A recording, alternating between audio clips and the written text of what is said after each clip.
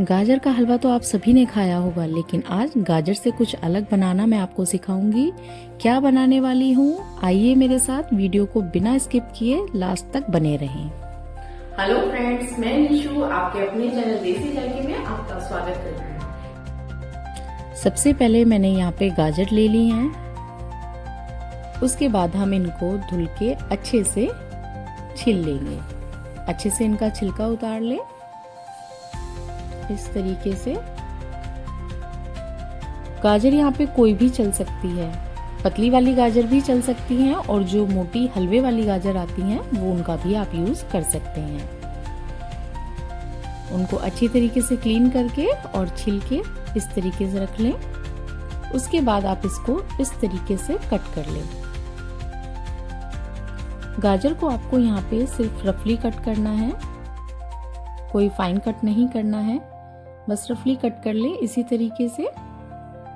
देखिए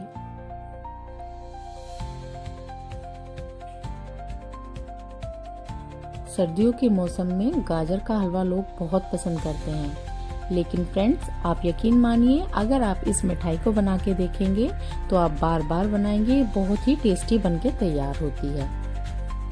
इस तरीके से हमने सारी गाजर को कट कर लिया है और उसके बाद ग्राइंडर जार में डाल दिया है। अब हम इसका एक स्मूथ सा पेस्ट बना लेंगे इस तरह से। देखिए पेस्ट बनके तैयार हो चुका है। देखिए इस तरीके से। चलिए अब यहाँ पे मैंने कढ़ाई को गैस पे रख दिया है, गैस ऑन भी कर दी है और यहाँ पे मैंने 1 बड़ा चम्मच देसी घी डाला है। घी को अच्छे से गर्म करके उसके अंदर हम ये गाजर डालते हैं और इनको अच्छी तरीके से भूनते हैं। इसमें जो भी एक्स्ट्रा पानी होगा गाजर का वो अच्छी तरीके से भून के खत्म हो जाएगा। आप इसको भूनें थोड़ी देर। यहाँ आप इसको लगभग 10 मिनट तक इसी तरीके से भूनते रहें। 10 मिनट के अंदर गाजर थोड़ी पक जाएगी और सॉफ्ट भी हो जाएगी। देखिए इस तरीके से भूनते रहें। देखिए अब देखिए गाजर का पानी बिल्कुल खत्म हो चुका है और टेक्सचर भी डार्क हो चुका है। यहाँ अब मैंने 1 कप इसमें दूध डाला है। दूध में इसको अच्छी तरह से मिक्स करें। देखिए चलाते रहें। उसके बाद यहाँ मैंने आधा कप सूजी ऐड की है। सूजी ऐड करने के बाद आपको इसको लगातार चलाते रहना पड़ेगा, नहीं तो इसमें गांठें कुछ लम्स पड़ जाएंगे। देखिए इस तरीके से आप इसको चलाते रहें और इस तरह का गाढ़ा टेक्सचर जब तक नहीं हो जाता है तब तक आपको इसको पकाना है। आइए इतने हमारा ये पेस्ट ठंडा होता है, हम चाशनी तैयार करते हैं। यहाँ मैंने 1 कप पानी और 1 कप चीनी ली है और इसकी मैं चाशनी बना के तैयार कर रही हूँ। देखिए चाशनी के लिए उबाल आना शुरू हो गया है।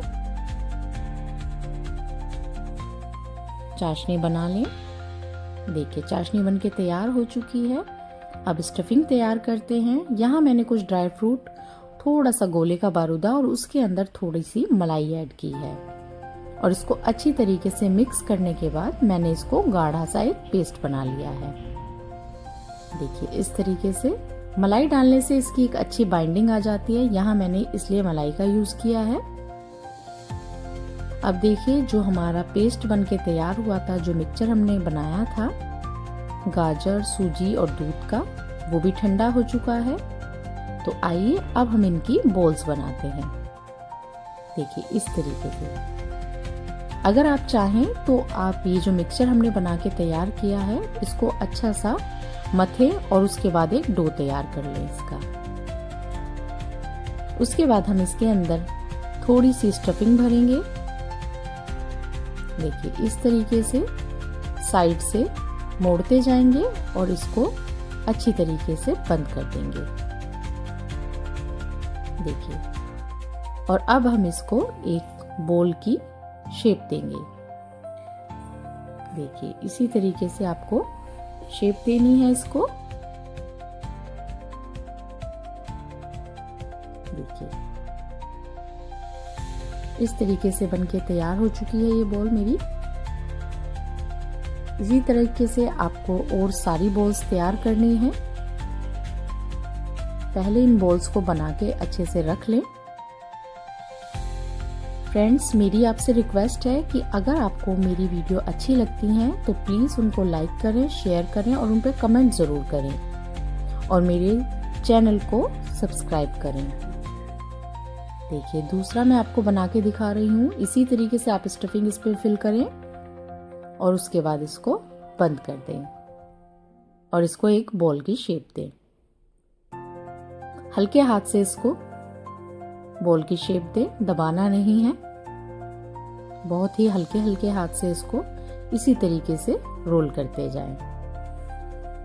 देखिए बहुत ही इजीली आपकी बॉल्स बनके तैयार हो जाएंगी और इनमें ज़्यादा टाइम भी नहीं लगता है। ये मिठाई बनने में बहुत ही कम टाइम लगता है।